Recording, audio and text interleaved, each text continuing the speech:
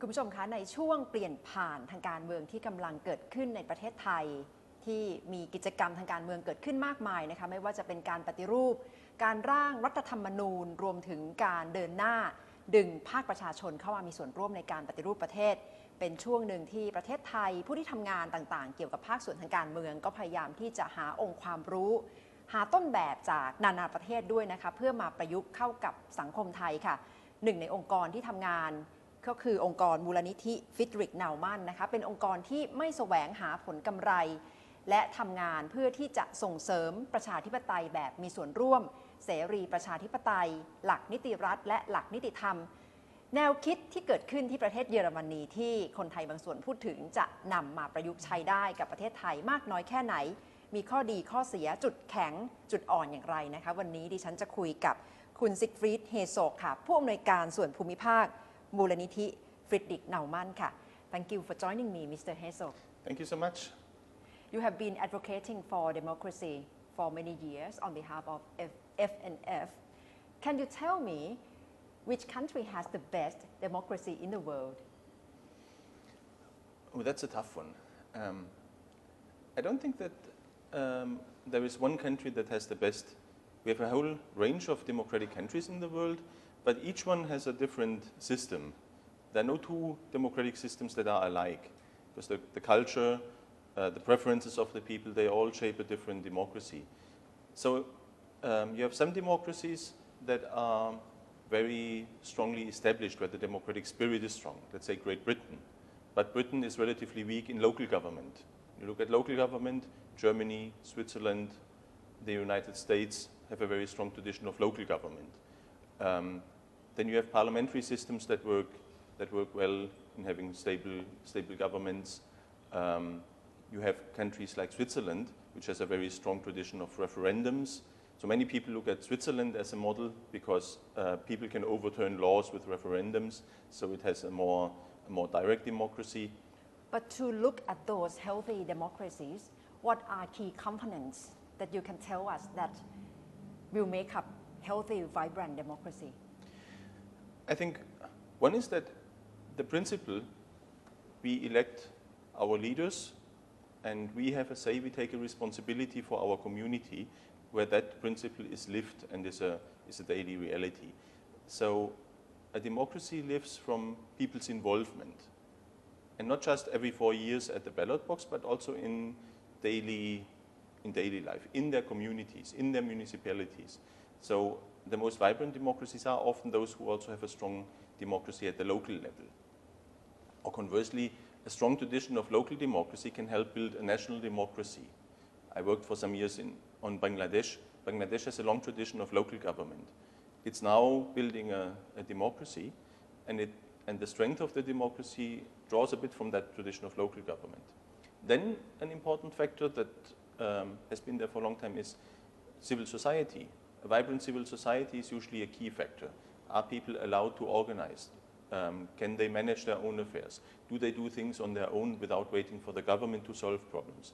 So then it has to be channeled in from daily life of people to bring in democracy. Exactly. It has to have its seat in the hearts of the people, in the daily reality of the people. It's not just something that happens in the capital. It has to be something that people can relate to also with their daily experience.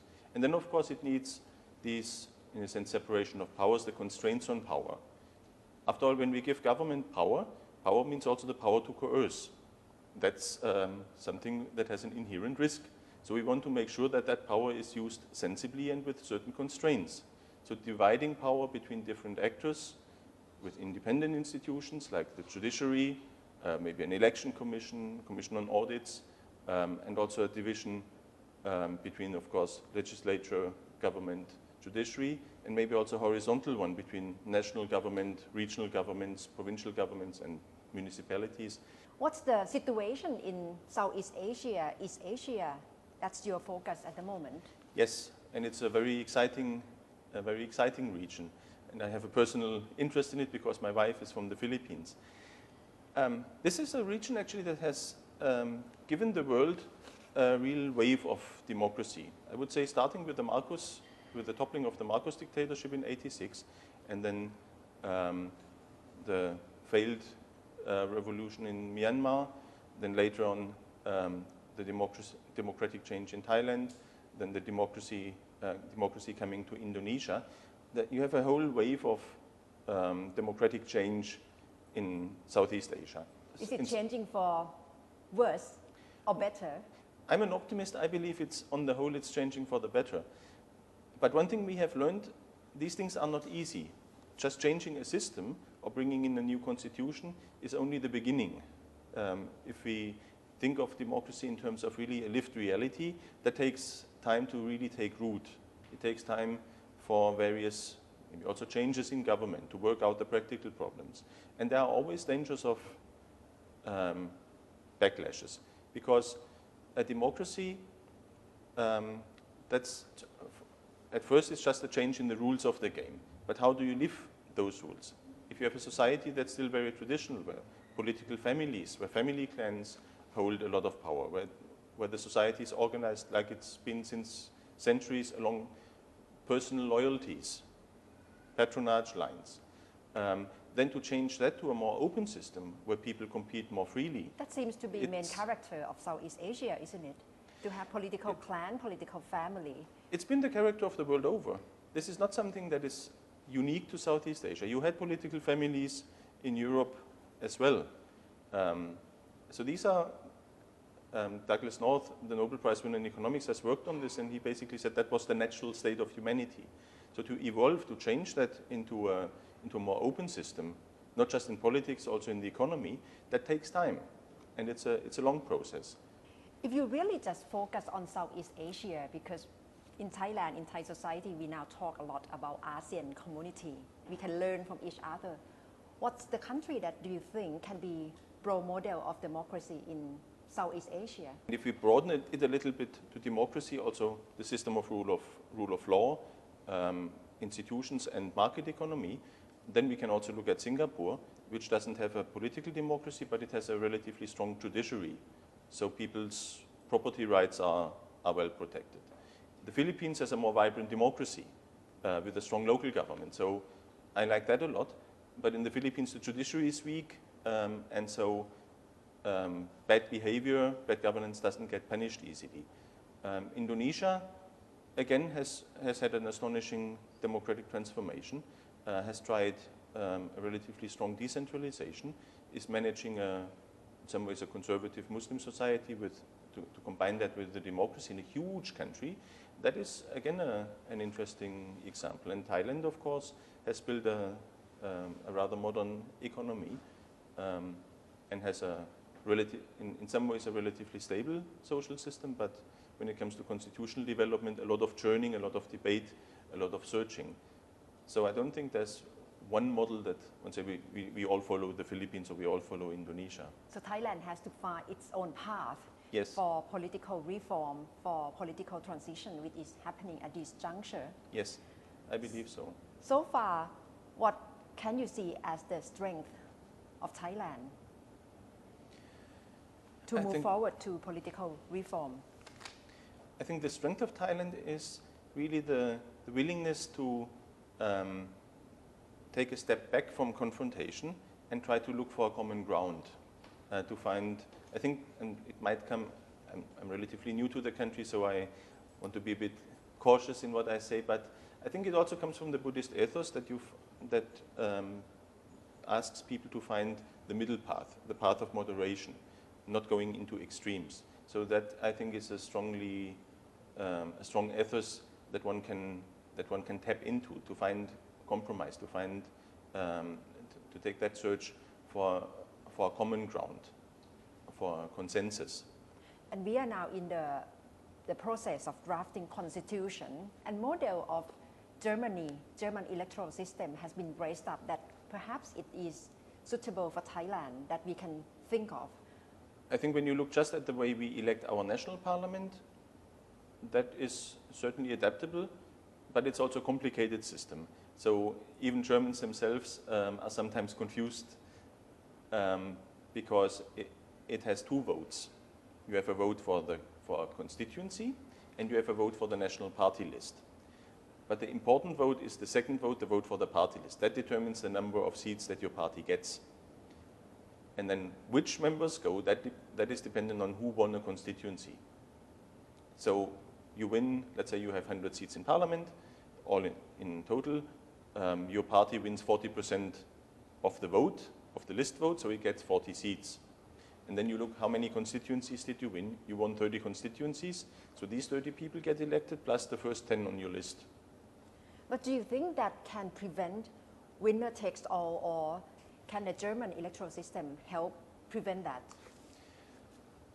The German system, I mean, that depends really on the voters. In Germany, in the history since 1949, we only had one situation where one party won more than 50%. In all other instances, they had to have a coalition. So in that sense, yes, our system encourages coalition governments and doesn't tend to have a winner takes all. By contrast, in India, which is the British system, you have now a government that won an absolute majority with only 30% of the vote. So that is a huge winner takes all effect that comes with first past the post. So ours is really a proportional representation system, which makes absolute majorities very difficult and which usually forces parties to form a coalition. But it has, with the constituencies, the advantage is you have a local member. You have a member that represents your part of the country. If you have a pure PR system, then the party leaders in the capital will just draw up a list, and it might not be representative of the whole country, or the people who are there might not have a strong link to their party. So that's why this combination to us made a lot of sense. Whether it's practical for Thailand, whether that is something for Thais to decide. What's the ingredient of success in terms of politics and economy of Germany? I think when I look at the economy, and I'm an economist, so I like talking about that, I see two elements. One is that after World War II, we built a very strong open market economy. When other countries opted for a more mixed economy with a strong role for the government, for the state, with many state-owned industries, Germany opted for a very open system. So we've become very strong believers in free trade, and we rebuilt our economy through exports, through integration in the global market. And we were grateful to the Americans at the time for opening their markets and for opening the world market. So Germany has really come back after the defeat and after the destruction of the war through an export-oriented economy. And Thailand has done something similar. We also believe that this open market system is necessary because competition is really what drives economies forward. That also, in a sense, make sure that not one group gets too dominant. Because our businessmen have to compete not just with other German businessmen, they have to compete with other Europeans and indeed with global businesses. So you have less of a concentration of economic power with a few big companies. Our real strength is in the small and medium enterprise sector. The real backbone of the German economy is the small and medium enterprise sector. Mm-hmm. We know, of course, Mercedes and Bosch and Siemens, but the real employment generator are the small companies who are often world market leaders in their very specialized field. That's one. The second is a vocational training system, which is basically done as a public-private partnership with the private sector, the chambers of commerce telling the government what to teach in government schools, and having a strong curriculum in the company for the vocational trainees. So they take 2 or 3 years, go through the different parts of a company, and learn their stuff both practically and in a state school. That has given us a very competent workforce, a very highly educated, very skilled workforce, which you need for a modern manufacturing economy. And how do you prepare people to be aware or to participate in politics in Germany? Through a mixture. One is, as I mentioned, our strong system of local government and civil society. And civil society has to be run according to democratic principles. So people get trained in democracy from an early age. The second thing is that we do a lot of civic education in the schools and outside schools. And in the schools, it's not just the education department, but there's also autonomous institutes for civic education, both at the national level and at the state levels. And we have the so-called political foundations who also do civic education, who are representing sort of the different streams of thought in parliament. And you have other organizations like private foundations or like the churches and others who also do civic education. So and you have adult education systems in most cities. So if you are, even if you are in a small town like my hometown, 34,000 inhabitants, it will have a sort of adult education program. And you can go to classes on political systems, on civic issues.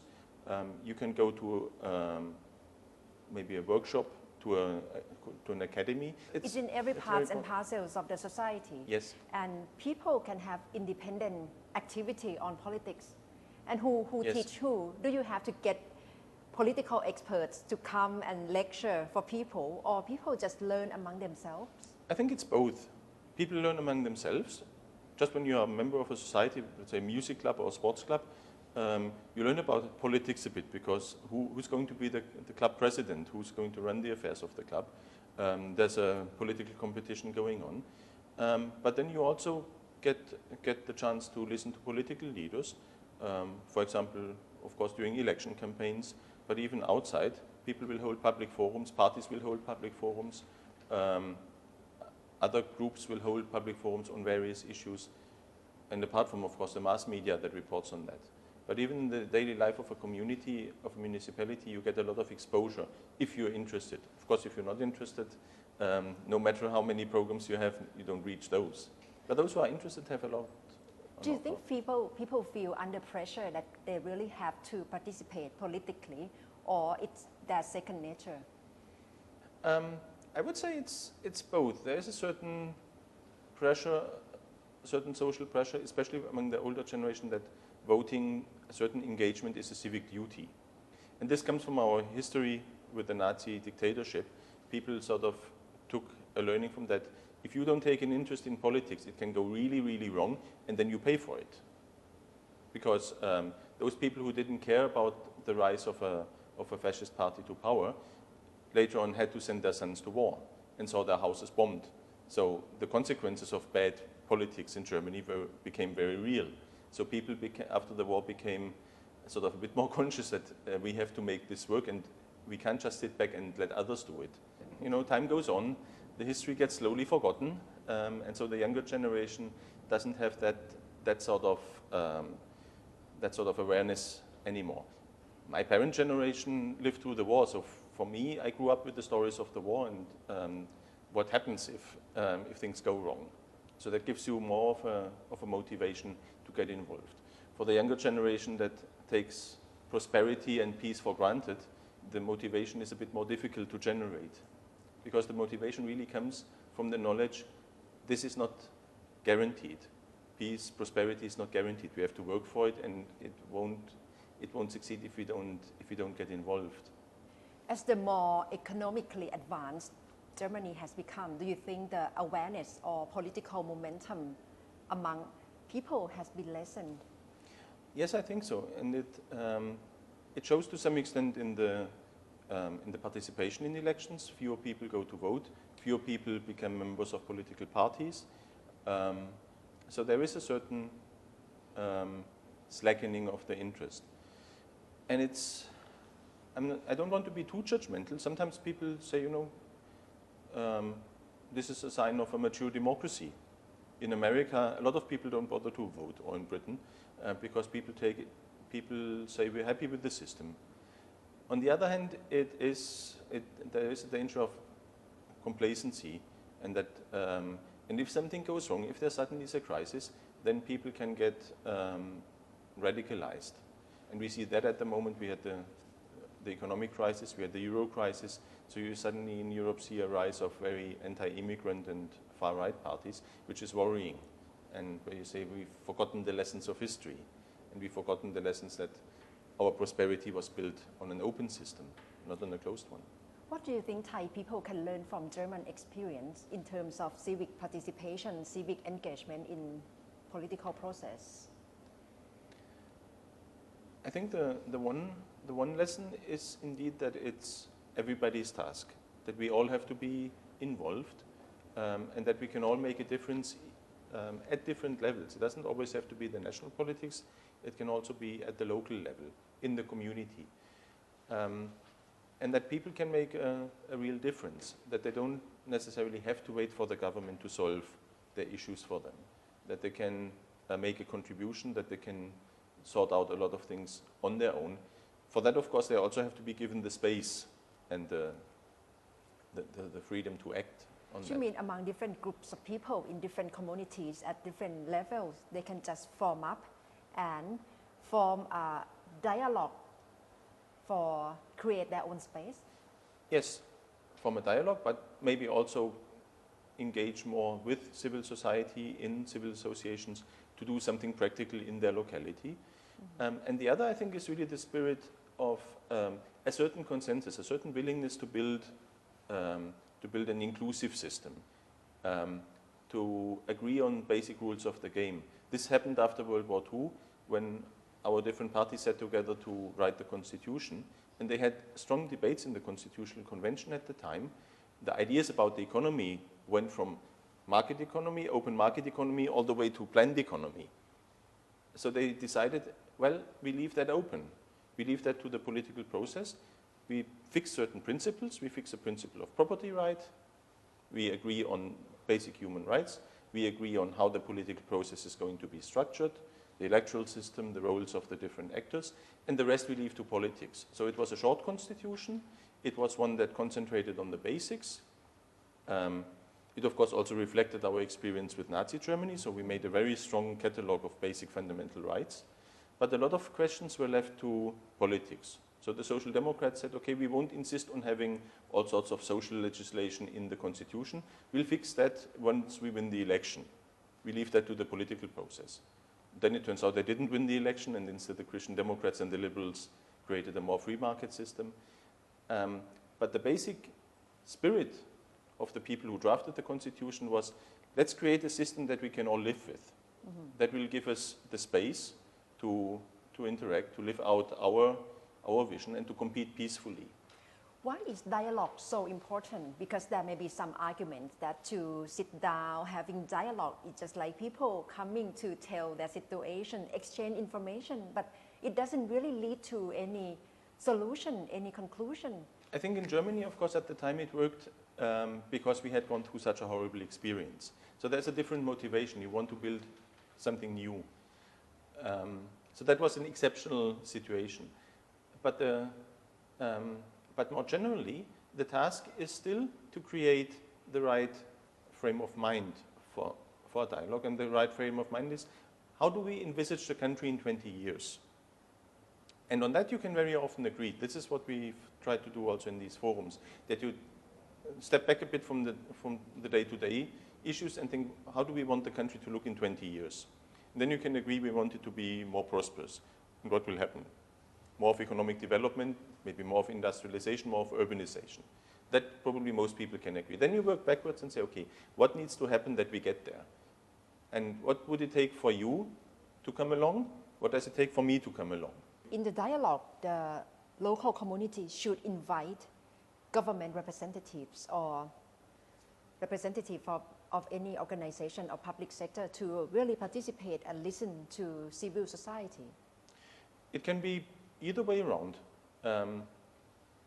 When you talk about, it can be, when you talk about the long-term vision of the country, it can be civil society getting together and saying, okay, this is our vision, and we just propose it in a constructive way. I think that is what has been happening in these forums that Thai PBS has done, where civil society just, let's just get together and formulate our vision and offer it to the rest of society. Whether they take it up or not is then their decision. You're not responsible for that, but you make an offer, you make a constructive offer. Not by attacking someone, but by saying, look, we're at a crucial juncture, we have to make a few important decisions. We think these might be good ideas.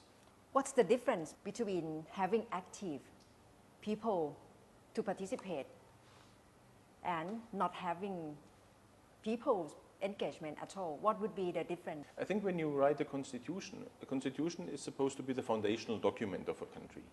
It's the basic rules of the game. For that you need broad agreement. How one gets that agreement, that is, there are different ways. You can draft it and then have a referendum, or you can draft it and consult. So there's no there's no hard and fast rule how to do it. But I think the basic principle is that such a basic document needs, ideally needs broad buy-in, broad consensus. Say, okay, these are rules that we can live with, that we will like. So I think that that is the experience of constitution writing. The actual constitution writing is often done by a small group. The question is, where do they come from? Where does this constitutional process come from? And there, one can look at the different countries that have written constitutions. There are X number of processes. From your opinion, what's your concern about Thailand in this transition period? I think the concern is really that there has been a certain degree of polarization and conflict, and is the society able to move beyond that and find a new consensus, a new, more inclusive social contract that also is maybe flexible enough to allow the country to move forward, to resolve conflicts in future with less, let's say, with less drama, and maybe also avoid too much concentrations of power, and that allow more people to really participate. So this is very abstract because I've been here too short, so I don't want to comment on details. But I think the broad issue is really that in a situation of polarization and conflict, can we move beyond that and arrive at a new consensus and see we all have a stake in this? It's not a zero-sum game. If we work together, we can make the country better for all of us. Thank you very much, Mr. Herzog, for joining me. Thank you very much. เป็นความเห็นจากคุณซิกฟรีด เฮซกนะคะผู้อำนวยการส่วนภูมิภาคมูลนิธิฟริดริก เนามันค่ะถึงแนวทางการพัฒนาประชาธิปไตยในโลกเสรีประชาธิปไตยนะคะแนวทางที่เกิดขึ้นอยู่กับบริบทของแต่ละประเทศนะคะรวมถึงประเทศไทยซึ่งขณะนี้กำลังอยู่ในช่วงหัวเลี้ยวหัวต่อของการทำงานเพื่อปฏิรูปทางการเมืองการร่างรัฐธรรมนูญเพราะฉะนั้นก็อาจจะเป็นหนึ่งในข้อมูลที่นำมาถอดบทเรียนเพื่อที่จะเกิดขึ้นกับประเทศไทยได้นะคะสิ่งสำคัญที่คุณเฮซกเน้นก็คือการมีส่วนร่วมของภาคพลเมืองที่จะเข้ามาแสดงความคิดเห็นนำไปสู่การหาทางออกร่วมกันค่ะเพื่อสร้างอนาคตร่วมกันสำหรับประเทศไทยค่ะทั้งหมดคือตอบโจทย์และที่นี่ไทย PBS สำหรับคืนนี้ค่ะดิฉันณัฐฐา โกมลวาทินราตรีสวัสดิ์ค่ะ